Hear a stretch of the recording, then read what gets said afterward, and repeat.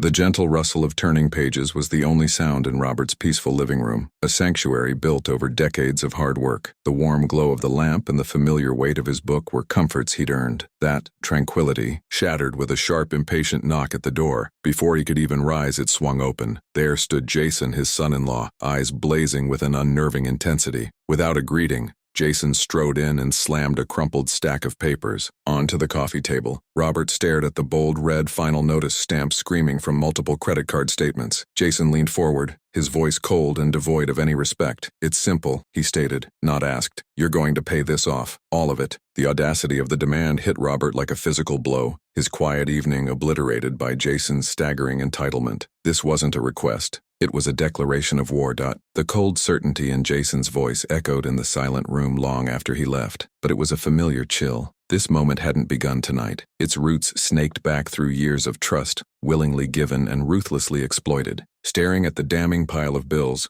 Robert was no longer in his armchair. He was transported back 2 years to the first time Jason had arrived with that same urgent look, though it had been painted with worry then, not arrogance. "Robert, I'm in a real bind," Jason had said, his voice laced with a practiced desperation that now made Robert's stomach turn. The transmission on the car gave out. "Sarah needs it to get Liam to daycare and herself to work. The quote is 4,000, and we're just tapped out this month." He had painted a picture of such helplessness, of a young family struggling to stay afloat. Robert, ever the protector, didn't hesitate. He wrote the check, feeling a father's pride in being able to provide a safety net. He saw it as an investment in his daughter's stability. He didn't see the vacation photos Sarah posted from a luxury resort in Cancun just 3 weeks later, the timestamp a permanent mark of his gullibility. The memory shifted, blurred and reformed into another evening, just over a year ago. This time, the emergency was medical. Jason had spoken in hushed, grave tones over the phone. "It's Sarah's back, Robert. The doctor says she needs this specialized treatment, physical therapy twice a week. The insurance is fighting us on it,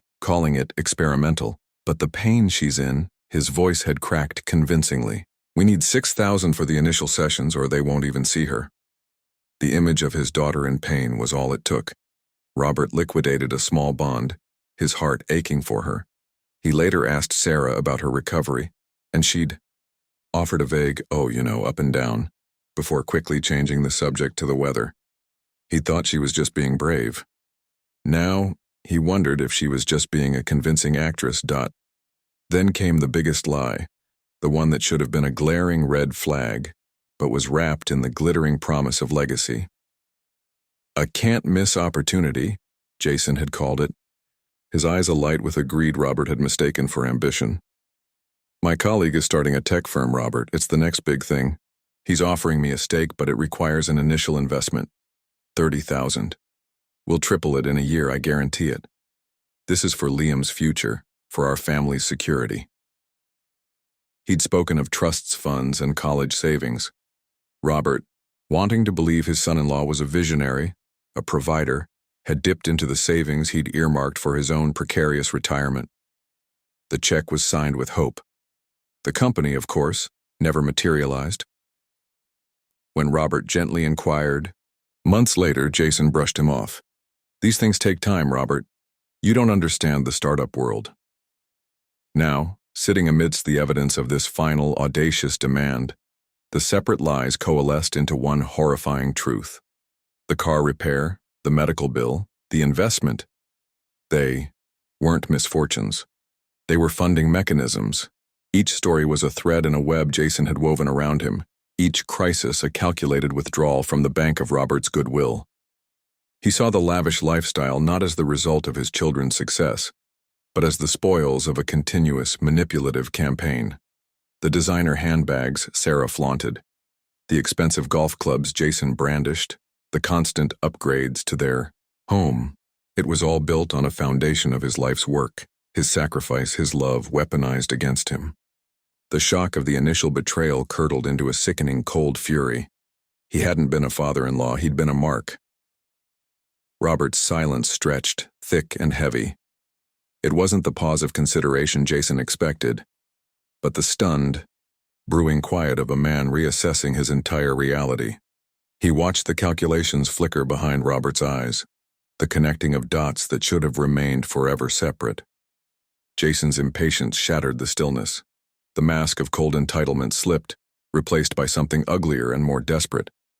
His posture shifted from demanding to aggressive, his shoulders squaring as he loomed over Robert's chair. "What's there to think about?" Jason's voice lost its calculated calm, turning into a sharp, accusatory weapon. "This isn't a negotiation. It's family." He spat the word out like an ultimatum. When Robert still didn't speak, Jason's eyes narrowed, a predator sensing resistance. "I see how it is. All that talk about being there for us. It was just talk. You don't actually care about Sarah's well-being, do you?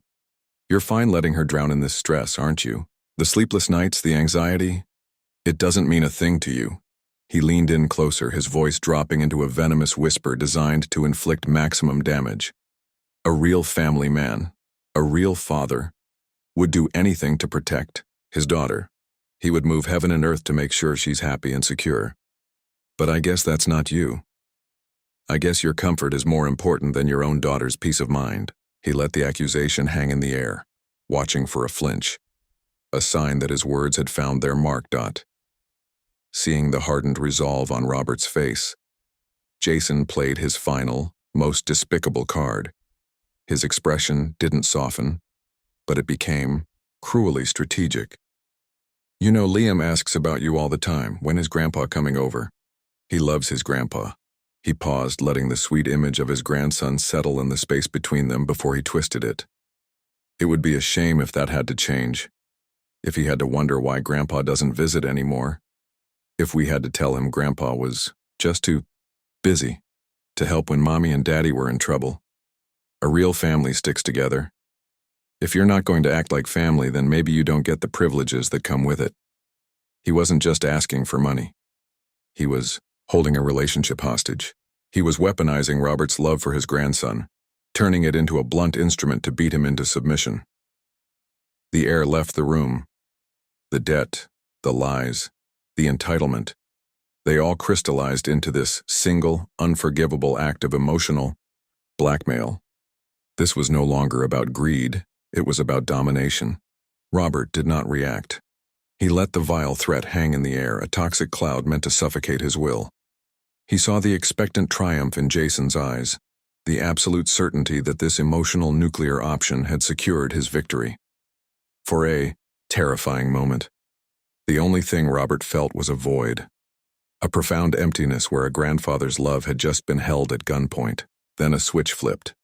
A survival instinct honed over decades of navigating complex business deals and personal hardships took absolute control. He knew, with a chilling clarity, that any sign of resistance now would only escalate the situation. He needed space. He needed information. He forced his shoulders to slump, a masterpiece of defeated posture. He looked down at the bills, then back at Jason, and manufactured a weary, hesitant sigh. You don't pull any punches, do you, Jason?" he said, his voice deliberately drained of its earlier steel. "Liam, just give me a day. Let me look at my accounts. This is a lot to process all at once." The performance was perfect. Jason's face relaxed into a smug, victorious smirk. He saw not a strategist, but a broken old man he had successfully bullied. "Fine, one day. Don't make me regret giving you the time," he said, the threat still lingering as he turned and left, closing the door with a firm, final click that echoed through the silent house. The moment the lock engaged, the performance ended. Robert's feigned defeat evaporated, replaced by a cold, crystalline fury that was more terrifying than any outburst. His heart hammered not with panic, but with a focused, predatory rhythm. He moved with a purpose he hadn't felt in years, crossing the room to his study in quick, precise strides. He booted up his computer, the blue light illuminating his grim, set face. As the login screen appeared, a memory, long buried under a mountain of trust, surfaced with the clarity of a dagger's point. Years ago, Jason had offered to simplify his life by setting up online bill pay for the utilities. "It'll be convenient, Robert," he'd said. "I can handle it for you, just give me the login." Robert, seeing it as a gesture of helpfulness, had agreed. He had granted his son-in-law joint access to his main checking account. His fingers, steady, Despite the adrenaline flew across the keyboard, the pit in his stomach yawned wide open as he navigated to his bank's website and logged in. The homepage loaded, displaying his account summary. For a second, everything looked normal. Then he clicked on recent transactions. His blood ran cold. Line after line of transfers stared back at him, a digital confession. There were multiple payments to credit card companies he didn't recognize. Platinum Rewards Card, Global Elite Ventures. There were large withdrawals labeled investment fund, mirroring the lie Jason had told months prior. But most damning were the smaller recurring transfers to J&S Holdings LLC and Luxury Autopay, dated consistently every month. The amounts were significant, but not enough to trigger immediate alarm on a casual glance. They were stealthy. They were calculated. They were the lifeblood of Jason and Sarah's lavish lifestyle, being siphoned directly from his account, month after month, right under his nose. The convenience he had granted had become a leash. The shock was no longer emotional. It was forensic. He wasn't just looking at a demand for future money. He was looking at the evidence of an ongoing hidden theft. The battle lines were no longer drawn. They were illuminated in stark, undeniable numbers on a screen. The initial shock of the unauthorized transfers solidified into a cold, hard resolve. This was no longer a personal betrayal. It was a financial crime scene, and Robert was now its lead investigator. He moved with a methodical precision that belied the storm of emotions raging within him. He created a new blank spreadsheet on his computer, labeling it with a chillingly clinical title, Financial Review. This was not for the bank or a lawyer. This was for him. This was to make the abstract agony tangible, to translate his heartbreak into columns and figures that could not be lied about or gaslit away. He started with the most recent transactions and worked backwards, a digital archaeologist, unearthing his own ruin. Each unauthorized transfer was logged: date, amount, recipient. The Platinum Rewards Card payment, the Global Elite Ventures withdrawal, the recurring drain to J&S Holdings LLC. The numbers began to add up, then multiply, then spiral into a sum that was staggering. But he didn't stop there. He opened his physical filing cabinet, the scent of old paper filling the study. He pulled every checkbook register, every bank statement from the past 5 years. He began cross-referencing. Here was the check for the transmission repair. Logged. There was the withdrawal for the specialized medical treatment. Logged. The massive investment in the can't-miss tech startup. Logged. He created columns for these loans too, noting the date, the amount, and the elaborate story Jason had sold him to justify each one. The spreadsheet grew, a horrifying mosaic of his own naivety. The total from the direct transfers alone was a gut punch, but when he added the sum of all the loans, the capital he had willingly handed over based on lies, the figure on the screen became astronomical. It was more than a number. It was a quantifiable measure of the trust that had been vaporized. It represented years of his labor, his sacrifice, his security, all converted into Jason and Sarah's disposable income. But Robert knew numbers alone were a sterile thing. He needed to connect the data to the damage. He needed to see what his money had bought. With a grimace of profound distaste, he navigated to Sarah's Instagram profile. He rarely used social media, but he had an account she had insisted he create years ago to see pictures of Liam. Now he used it as an evidence board. He scrolled back through a feed that was a curated museum of their lavish existence. And there it was, the undeniable, grotesque correlation. The timeline was a perfect match. A post from Sarah, dated just days after the transmission repair. Check was cashed. She was beaming, holding a cocktail on a sun-drenched beach in Cancun, the turquoise water a stark contrast to the gray fear Jason had sold. The caption, "Much-needed paradise after a stressful month. Blessed sunshine state of mind." He found another, a photo of Jason, proudly standing beside a brand new set of premium golf clubs. The timestamp was 1 week after the medical treatment funds had been withdrawn. New sticks for a new season. Game improvement. Invest in yourself. The Caption read. The irony was vicious. He kept scrolling, his heart hardening with each click. A glossy photo of a designer handbag Sarah had treated herself to, posted the same week as a large, unexplained transfer to J&S Holdings. A boastful post from Jason about the incredible deal he got on a new luxury car lease, its date aligning perfectly with the investment payment.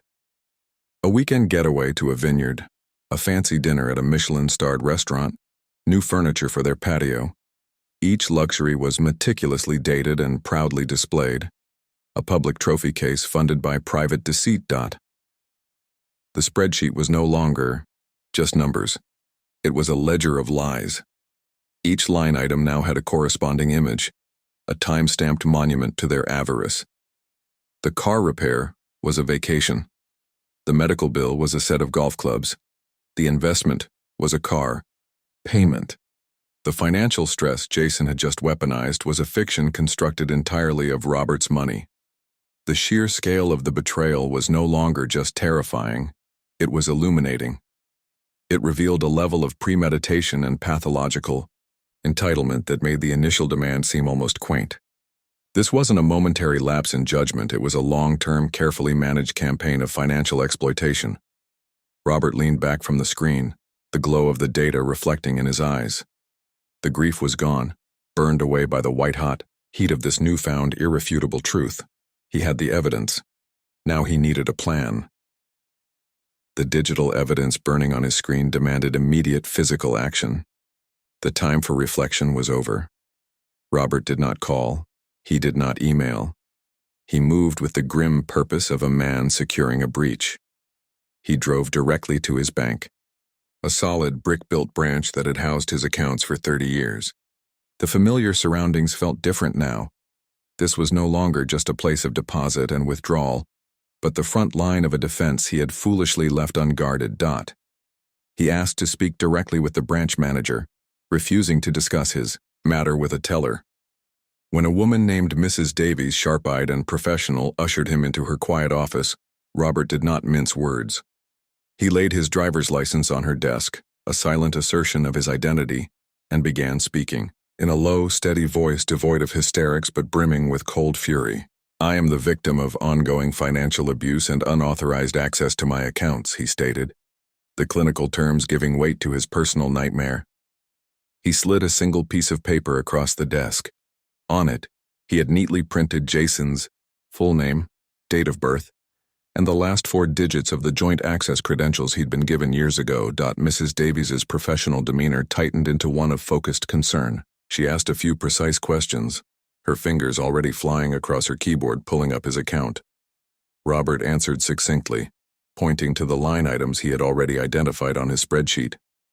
He watched her screen, saw her eyebrows lift slightly as she noted the pattern of transfers to unfamiliar payees. He was granted access years ago to assist with utilities, Robert explained, the words tasting like ash. That access is now being severely abused.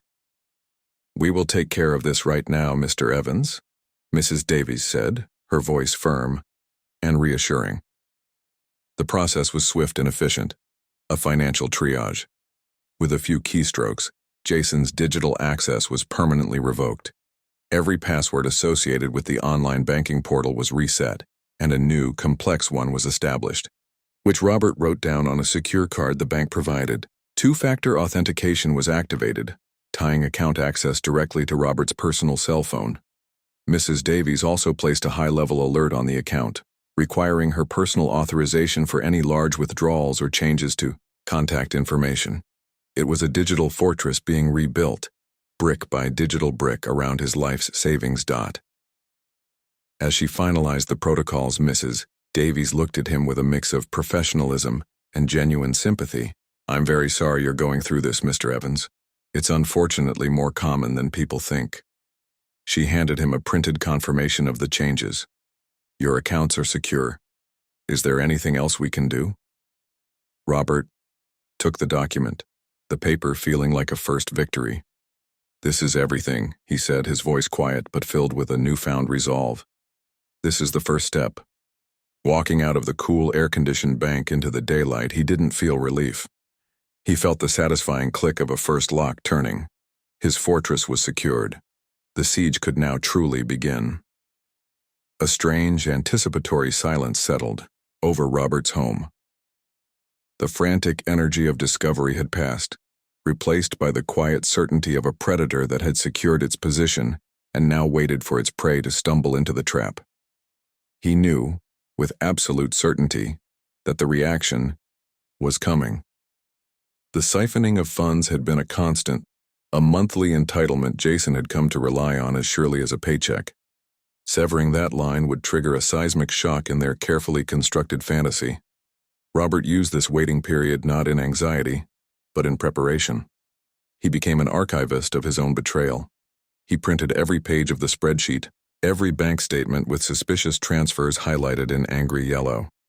He compiled screenshots of their social media posts, meticulously aligning the timestamps of their luxury purchases with the unauthorized withdrawals from his account. He created a binder, a damning portfolio of their deceit. This was not just evidence, it was his armor. The call came exactly 48 hours later, right on schedule. It was not Jason, whose number was now blocked on Robert's phone. It was Sarah. Her voice was a distorted mess of tears and panic, a stark contrast to the curated glee of her online persona. "Dad?" she sobbed, the word choked and wet. "Dad, what's happening? Everything is a mess. Our cards are being declined, everywhere. The mortgage payment bounced. He's furious. He's saying the bank made a mistake, but they won't tell him anything. He says it has to be something with your account. Did something happen? Did you get hacked?" Robert listened. He let the wave of her hysteria crash against him, and he felt nothing but a cold, detached clarity. He heard the genuine fear in her voice, but he also heard the ingrained entitlement, the immediate assumption that the problem originated with his accounts, that their financial crisis was his to explain and solve. She wasn't calling to ask if he was okay. She was calling to find out why her ATM wasn't working. He let the silence after her question stretch for a beat, long enough to be noticeable.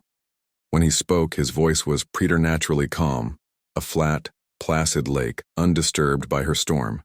"No, Sarah," he said, his tone even and deliberate. "I wasn't hacked." He let the implication hang in the digital space between them.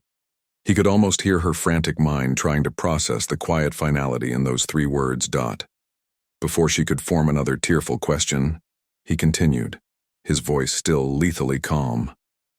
"I think," he said, each word chosen with the care of a surgeon selecting a scalpel, "we need to have a family meeting." He did not suggest a time. He did not ask if it was convenient. He simply stated it as an immutable fact, the first real boundary he had drawn in years. The line went silent except for her shaky breathing. The crying had stopped, replaced by a dawning, terrifying comprehension. The storm was no longer coming. It had arrived. They arrived together, a united front of righteous indignation. Jason stormed through the door first, his face a thundercloud of barely contained rage. Sarah followed, her eyes red-rimmed and accusatory, a handkerchief clutched in her trembling hand. The air in the room grew thick and charged, heavy with the promise of a violent confrontation. Robert remained seated in his armchair, the epicenter of the coming storm. He did not stand to greet them. He did not offer them a seat. He simply watched them, his expression unreadable, a placid lake awaiting the landslide. "What the hell is this about, Robert?" Jason snarled, dispensing with any pretense of civility. He stood over him, trying to use his height as intimidation. "You want to explain why our lives have been turned upside down, why our cards are maxed out? This is your doing. You've screwed us," Sarah chimed in, her voice a wounded wail. "Dad, how could you? We're family, we're struggling, and you just cut us off? Without a word?" She looked at him as if he had committed an unspeakable act of betrayal. Robert let their accusations hang in the air for a long, heavy moment. He slowly reached down beside his chair and lifted a thick black binder onto his lap. The gesture was calm, deliberate, and utterly unnerving in its silence. He placed it on the coffee table, right on top of the credit card bills Jason had thrown there days before. He opened it. "Sit down," he said. His voice was not loud, but it carried a tone of absolute authority that brooked no argument.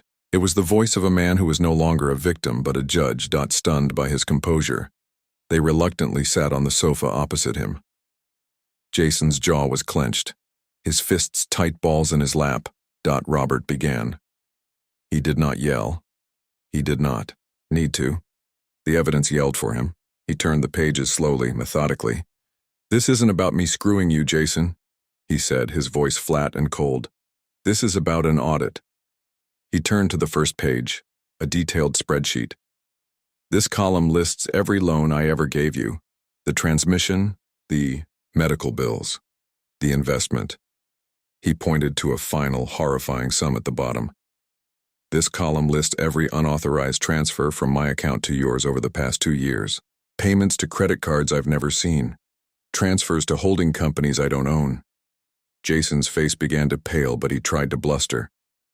"That was for utilities. I told you that. And the loans were for emergencies." "Were they?" Robert asked, his voice dangerously quiet. He turned the page. Here, he had mounted screenshots. On the left side of the page were the bank records, the dates of the withdrawals circled in red. On the right side, glued neatly beside them, were printed color photos from social media. A picture of Sarah in Cancun, time-stamped days after the transmission repair withdrawal. A photo of Jason's new golf clubs, dated the week after the medical treatment funds vanished. A boast about a new car lease aligned perfectly with the investment payment. He turned page after page after page. A luxury handbag, a weekend at a vineyard, an expensive dinner.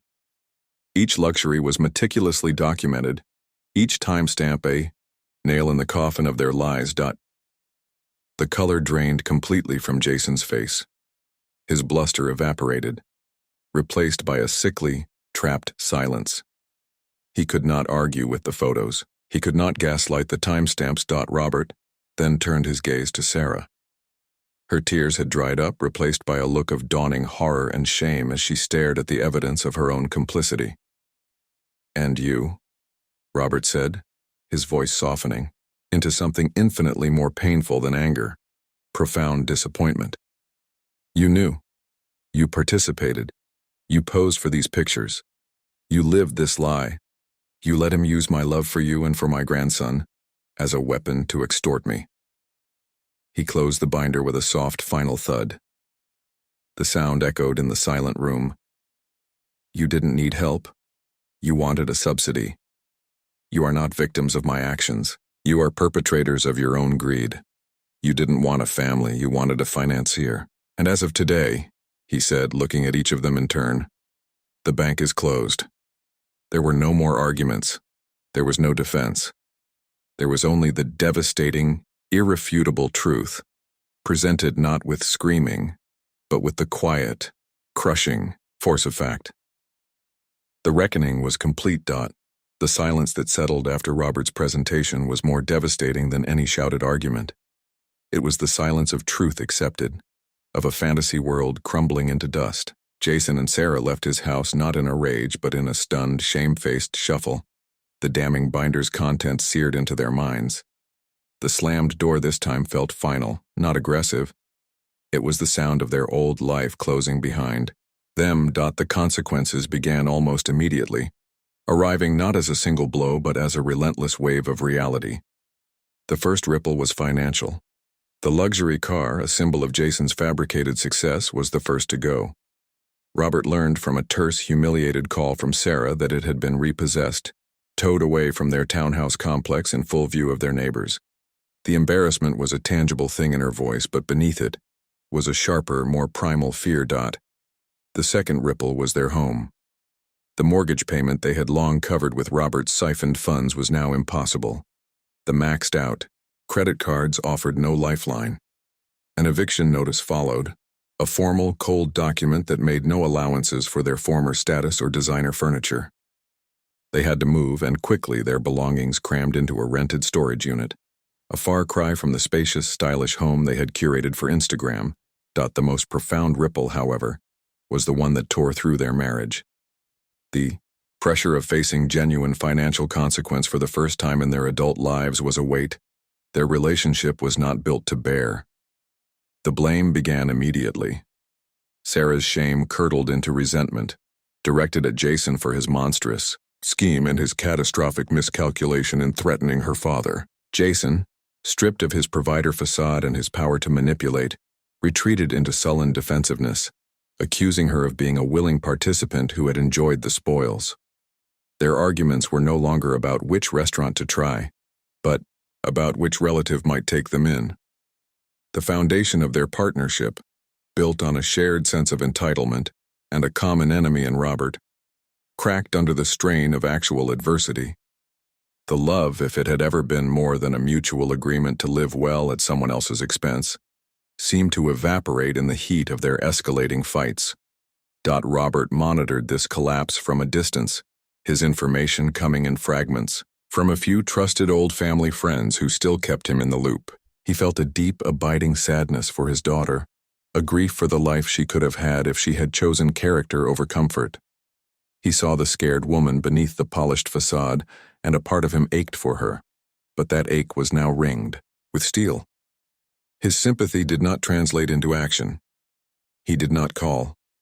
He did not offer help.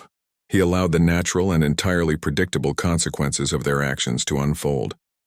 He watched the ripple effect of his decision not with glee, but with a grim, unwavering sense of justice. They had chosen this path. Every repossessed car, every unpaid bill, every slammed door was a direct result of a choice they had made. He had simply stopped allowing their choices to become his emergencies. The fortress was secure, and within its walls, he found a hard-won peace. The storm had passed. The silence that now filled Robert's home was no longer anticipatory or charged. It was a deep, resonant peace, earned through the fire of confrontation. The chapter with Jason and Sarah was closed, its final pages written in the ink of repossessed cars and strained silences. Robert felt no urge to reread them. His energy turned not backward, but forward, toward the one pure connection that had survived the wreckage.